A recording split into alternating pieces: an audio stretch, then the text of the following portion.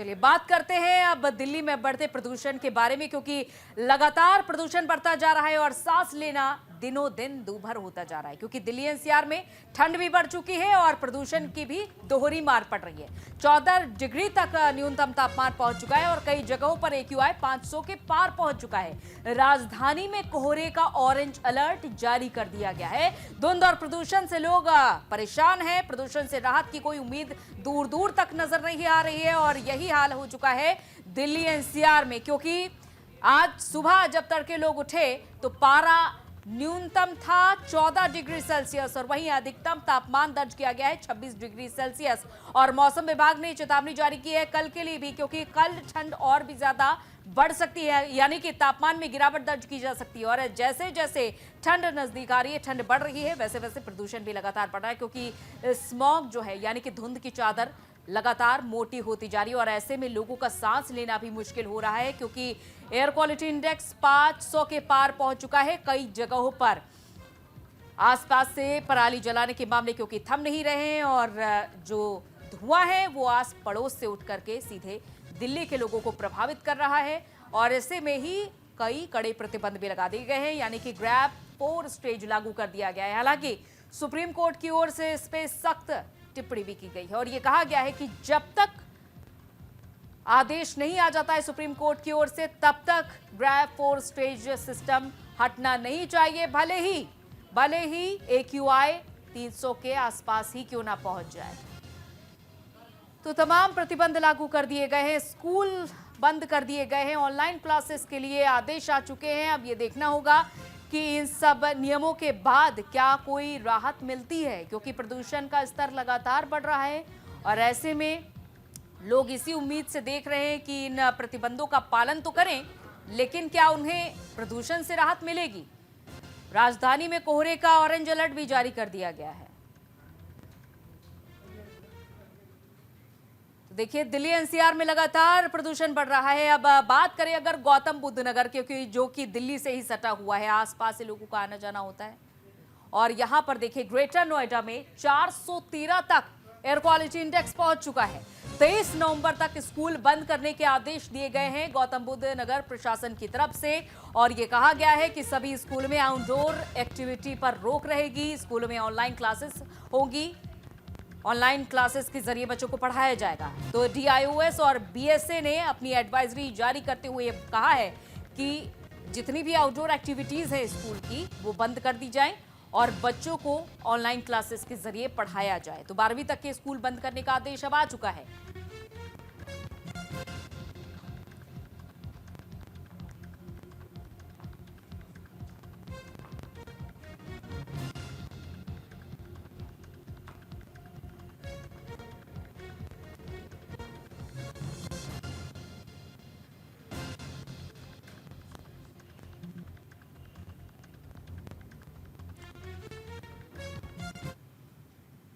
उधर दिल्ली के कई इलाकों में एयर क्वालिटी इंडेक्स 500 के पार जा पहुंचा है। नोएडा, गुरुग्राम में स्कूल ऑनलाइन चलेंगे। गुरुग्राम में जहां 668 पहुंच चुका है AQI, तो वहीं गाजियाबाद में 430 AQI दर्ज किया गया है।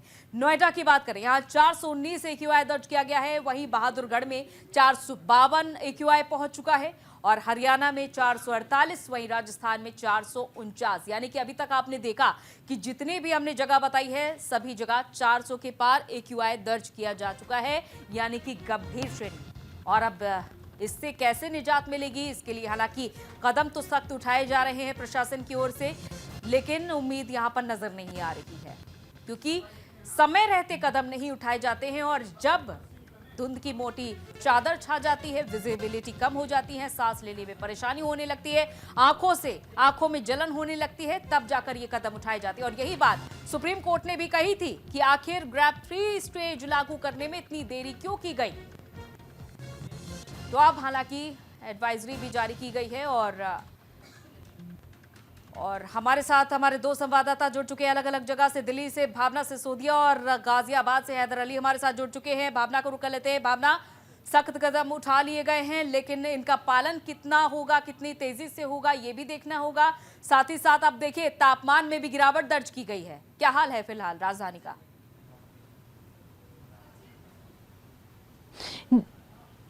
जी, ये बात बिल्कुल सही है कि दिल्ली में जहां एक तरफ सर्दियां दस्तक दे चुकी है, वहीं दूसरी तरफ दिल्ली का एक्यूआई लेवल जो है वो बेहद ही गंभीर श्रेणी में पहुंच चुका है। यानी कि तमाम जगहों पर 450 से 500 के बीच में एक्यूआई लेवल देखा जा रहा है, जो कि दिल्ली की जनता की सेहत पर काफी असर डालता हुआ नजर आ रहा है। कहीं ना कहीं सुप्रीम कोर्ट ने भी इसमें हस्तक्षेप करते हुए दिल्ली सरकार को फटकार लगाई कि आखिरकार जो ग्रैप 4 है उसको लागू करने के लिए क्यों 3 दिन का समय लिया गया। जब इतनी गंभीर श्रेणी में दिल्ली का प्रदूषण का स्तर पहुंच गया तो आखिरकार क्यों ग्रैप 3 को इतनी देरी से लागू किया गया। तो कहीं ना कहीं दिल्ली सरकार इसको लेकर स्पष्टीकरण भी देती हुई नजर आई। उनका कहना था कि 12 नवंबर को ग्रैप 3 लागू किया गया था, तब दिल्ली में प्रदूषण की स्थिति खराब होनी शुरू हुई थी और जैसे ही बेहद ज्यादा खराब दिल्ली की प्रदूषण की स्थिति हुई तो ग्रैप 4 लागू किया गया। साथ ही साथ दिल्ली सरकार को ये भी तमाम सवाल सुप्रीम कोर्ट द्वारा पूछे गए कि क्या क्या जो कदम है वो उठाए गए हैं, कौन मॉनिटरिंग कर रहा है ग्रैप 4 के नियमों को लेकर। तो वहीं अब दिल्ली सरकार भी जो है अब सख्त रुख अपनाती हुई नजर आ रही है। लगातार बैठकों का दौर जारी है। खुद दिल्ली के पर्यावरण मंत्री दिल्ली के बढ़ते प्रदूषण की स्थिति को लेकर लगातार विभागों के साथ बैठक कर रहे हैं और निर्देश दे रहे हैं कि ग्रैप 4 के नियमों का अगर कोई उल्लंघन करता हुआ पाता है तो किस तरीके से उसके साथ सख्त रुख अपनाया जाए, कितना जुर्माना लगाया जाए या फिर कोई कानूनी कार्रवाई की जाए। क्योंकि देखिए कहीं ना कहीं जहां दिल्ली सरकार एक तरफ ये बात भी कहती हुई नजर आ रही है कि दिल्ली का अपना प्रदूषण जो है वो केवल 30% है, 70% प्रदूषण जो है दिल्ली में बाहर से आने वाला प्रदूषण है। चाहे वो पराली की बात की जाए या दिल्ली से वो माफी चाहूंगी बाहर से अन्य राज्यों से दिल्ली के अंदर आने वाली बसेस की बात की जाए, तो तमाम चीजों को लेकर दिल्ली सरकार पड़ोसी राज्यों के ऊपर ठीकरा फोड़ती हुई नजर आ रही है और पड़ोसी राज्य और भाजपा जो है लगातार दिल्ली सरकार के ऊपर हमलावर हो रहे हैं कि दिल्ली सरकार पहली दफा नहीं है भावना, पहली दफा नहीं है जब इस तरह की बात रखी गई है कि 30% पॉल्यूशन सिर्फ दिल्ली का है, बाकी पड़ोसी राज्यों की यहाँ पर जिम्मेदारी तय कर दी जाती है। हैदर अली भी हमारे साथ जुड़े हुए हैं। हैदर अली, फिलहाल गाजियाबाद में भी देखिए अब स्कूली बच्चों के लिए आदेश आ चुका है कि ऑनलाइन क्लासेस ही कराई जाएंगी और फिलहाल यहाँ पर और क्या कुछ ठोस कदम उठाए जा रहे हैं? अगर गाजियाबाद की हम बात करते हैं तो गाजियाबाद में लगातार इस वक्त जो मैं मौजूद हूँ यहाँ पर लगभग 500 के आसपास एक्वाई लेवल पहुँच चुका है और गाजियाबाद के जितने भी एरिया हैं तो अलग अलग 500 के आसपास ही एक्वाई लेवल लगातार बना हुआ है।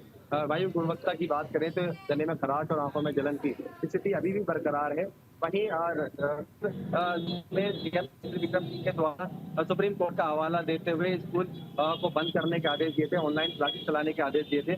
लेकिन जब आज हमने ग्राउंड जीरो पर उतरने के बाद देखा तो कुछ स्कूल तो लगातार बंद थे, लेकिन कुछ स्कूल आज भी खुले हुए हैं और लगातार उससे बच्चों की पढ़ाई शुरू है। तो ऐसे में जब हमने उनसे पूछा कि आप स्कूल किस तरीके से खुले हुए हैं तो उन्होंने बताया कि उनको ये आदेश नहीं मिल पाए। तो ये कहीं ना कहीं विफलता है कि या तो कुछ लोग डीएम के आदेशों की अवहेलना कर रहे हैं जो मानना नहीं चाहते, कुछ या कुछ ऐसे हैं तो बेसिक शिक्षा अधिकारी के जो आदेश जारी किए जाने चाहिए थे स्कूल बंद करने के वो उस तक नहीं पहुंच पाए।